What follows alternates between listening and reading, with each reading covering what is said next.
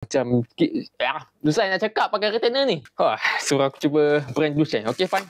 Yang Dushan ni aku beli yang Eros punya, yang EDT tu. Kita lihat bau dia macam mana. Baju untuk setiap video review aku buat, aku akan cakap berdasarkan apa yang aku bau tahu. So kalau nak kata dia rapat ataupun similar berapa persen dengan OG, jangan tanya aku lah. Sebenarnya aku tak seberapa power sangat nak kata berapa persen tu. Just orang hidung dia lain-lain tahu. So aku tak boleh jamin seberapa banyak ataupun seberapa persen dekat dengan OG. So yang untuk Eros punya daripada Douche Perfume ni namanya Cupido. Tak silap aku. Bismillah.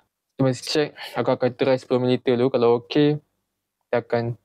Okay. Dia lebih kuat bau green apple tu. Okay, bagus. Dia punya bau green apple, dia lagi dominan sikit. Adalah sikit bau macam masam-masam.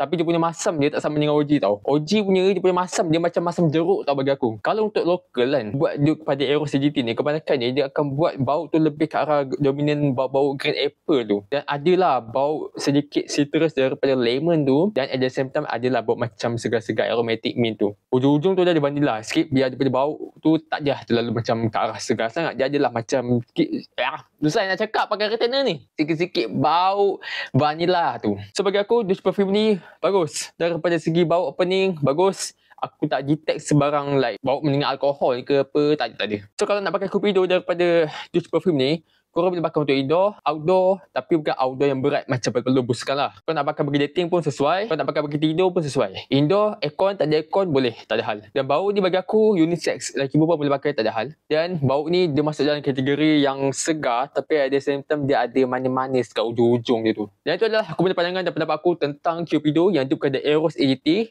daripada Douche Perfume ni.